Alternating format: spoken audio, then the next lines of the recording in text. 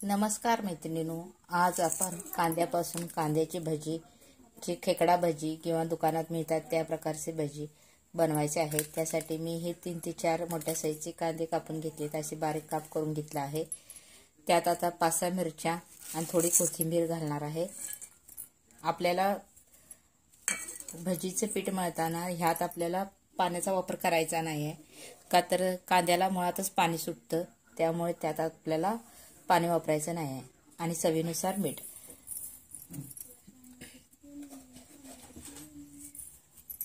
आता हे पहिला एकजीव करून घेऊया सर्व, म्हणजे आपल्या कांद्याला व्यवस्थित पाणी सुटेल।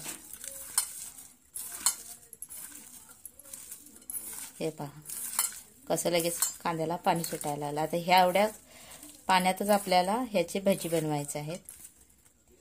आता यात थोडे मी चटणी घालते, तुम्हाला हवी असली तर घाला, नाहीतर हिरव्या चटणीवरच तुम्ही बनवू शकता। मी थोडीशी घालते नावाला, एवढा थोडी घालते। थोडा ओवा,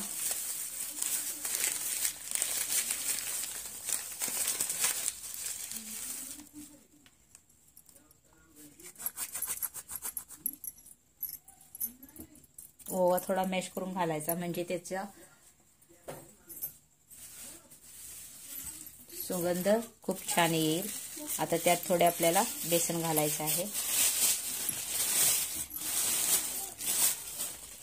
जास्त बेसन आपल्याला घालायचं नाही आहे, त्यात साधारण एक अर्धी वाटी बेसन घालून घ्यायचं।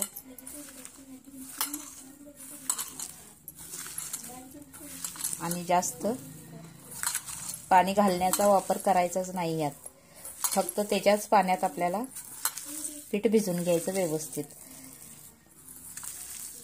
त्यामुळे काय होतंय की भजीची चव खूप छान येते त्याच पाण्यात जर पीठ भिजवलं तर, नाहीतर वरून पाणी घातले की ते पीठ व्यवस्थित भिजलं जात नाही आणि त्याची चव सुद्धा बिघडून जाते। आणखी थोडे मी पीठ घालते यात।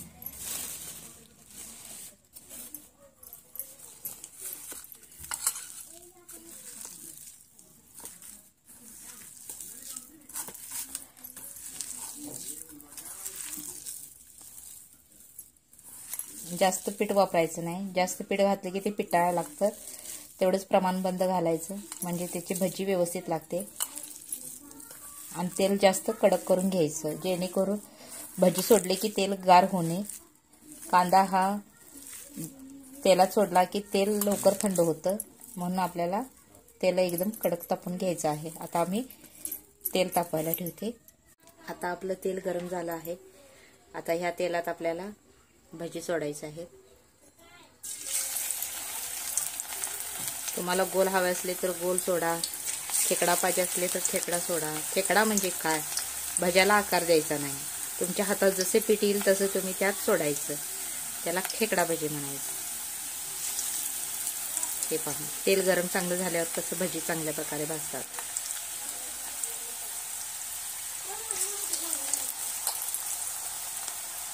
अशा प्रकारे आपल्याला सर्व भजी भाजून घ्यायचे।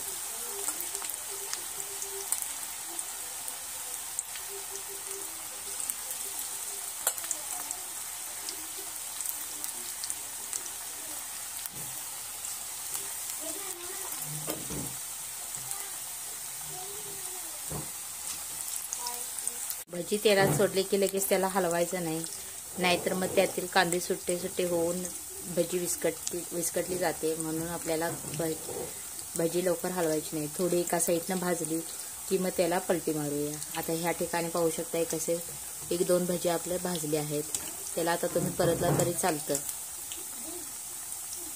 हे पहा, म्हणजे ह्यातील कांदा निघून जात नाही। आणि आपल्याला अशाच रंगापर्यंत भजी भाजून घ्यायची आहेत बाकीचे सर्व। भजी भाजण्यासाठी आपल्याला थोडा वेळ लागतो, का तर कांद्याची भजी आहे, त्यामुळे त्यातील कांदा तेलात गेला की तेलाचं तापमान थंड होतं, त्यामुळे आपल्या भजी बनण्यास थोडे वेळ लागतात। त्यामुळे आपण शक्य तितके चांगल्या प्रकारे भजी भाजून घेण्याचा प्रयत्न करूया। अशा सोनेरी रंग येऊपर्यंत आपल्याला भजी भाजून घ्यायची आहेत। आता ही माझी भजी भाजून तयार झाली आहेत, याला मी आता काढून घेते।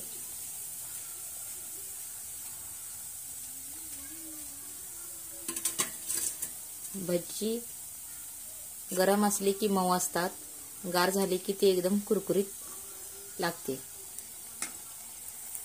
अशा प्रकारे आपली भजी तयार झाली आहे. तुम्ही पाहू शकता किती चांगला कलर याला आला आहे. असे व्यवस्थित भाजले, जास्त करपूस पण झाले नाहीत. एकदम सोनेरी रंगावर मी भजी काढले आहेत. याची चव खूप छान लागते. तुम्ही चहा सोबत देखील खाऊ शकता, चहा स्नॅक्स म्हणून खाऊ शकता, जेवणासोबत खाऊ शकता, नुसताच भजी देखील खाऊ शकता.